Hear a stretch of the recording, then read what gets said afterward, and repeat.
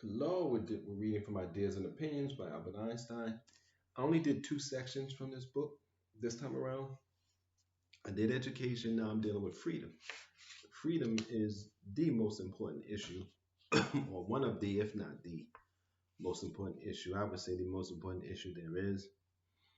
Justice, yes, but without freedom, there can be no justice. So I say freedom. Fascism in Science. A letter to Signor Rocco, Minister of Justice and Education under Mussolini, 1925 to 1932, published in Mein Weltbau, Amsterdam, 1934. My dear sir, two of the most eminent and respected men of science in Italy have applied to me in their difficulties of conscience and requested me to write to you with the object of preventing, if possible, a cruel hardship with which men of learning are threatened in Italy. I refer to an oath of loyalty to the fascist system. The burden of my request is that you should please advise Signor Mussolini to spare the flower of Italy's intellect this humiliation. However much our political convictions may differ, I know that we agree on one basic point. We both admire the outstanding accomplishments of the European intellect and see in them our highest values. Those achievements are based on the freedom of thought and of teaching, on the principle that the desire for truth must take precedence over all other desires. It was this basis alone that enabled our civilization to take its rise in Greece and to celebrate its rebirth in Italy at the Renaissance. This, our most valuable possession, has been paid for by the martyrs' blood of pure and great men, for whose sake Italy is still loved and revered today. I do not intend to argue with you about what inroads on human liberty may be justified by reason of state, but the pursuit of science or scientific truth, detached from the practical interests of everyday life, ought to be treated what am I saying? As sacred, by every government, and it is in the highest interest of all that honest servants of truth should be left in peace. This is also undoubtedly in the interest of the Italian state and its prestige in the eyes of the world. Now let's see. Let's go with this one. On freedom. For freedom, its meaning, edited by Ruth Nanda Ashan, New York, Harcourt, Brace and Company, 1940, translated by James Gutman. I know that it is a hopeless undertaking to debate about fundamental value judgments. For instance, if someone approves as a goal the extirpation of the human race from the earth, one cannot refute such a viewpoint on rational grounds. But if there is agreement on certain goals and values, one can argue rationally about the means by which these objectives may be attained. Let us then indicate two goals which may be agreed upon by nearly all who read these lines. One, those instrumental goods which should serve to maintain the life and the health of all human beings should be produced by the least possible labor of all. Two, the satisfaction of physical needs is indeed the indispensable precondition of a satisfactory existence, but in itself it is not enough.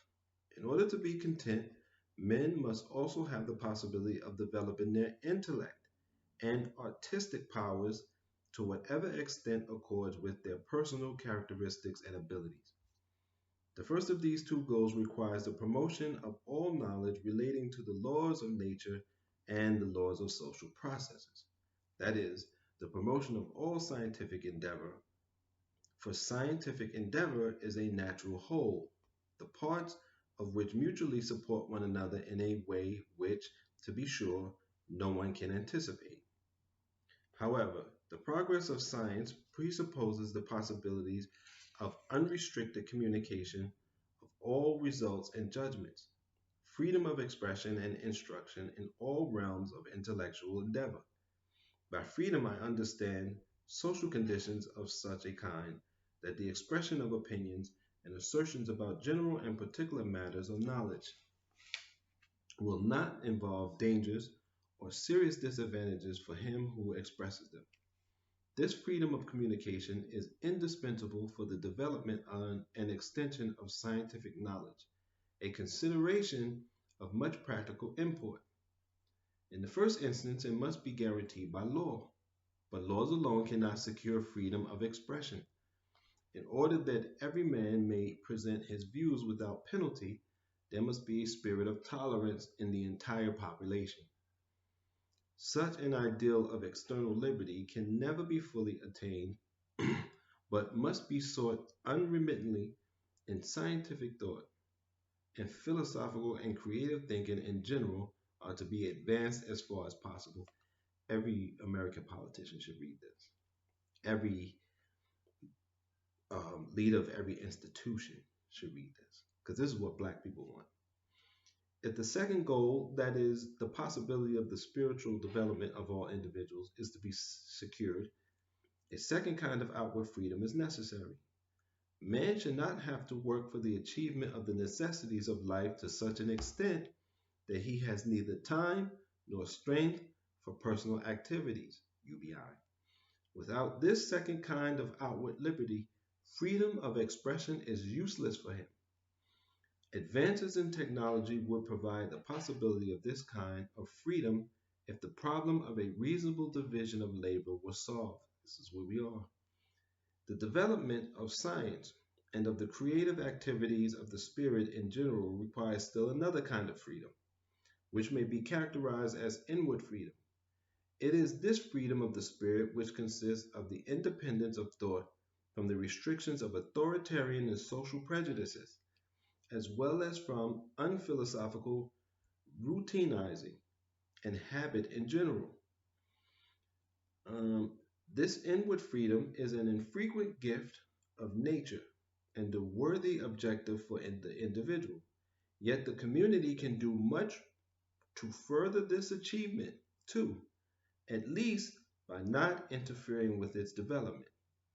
Thus, schools may interfere with the development of inward freedom through authoritarian influences and through imposing on young people excessive spiritual burdens. On the other hand, schools may favor such freedom by encouraging independent thought. When the last time you've been to a school that did that? Only if outward, unless it's my website,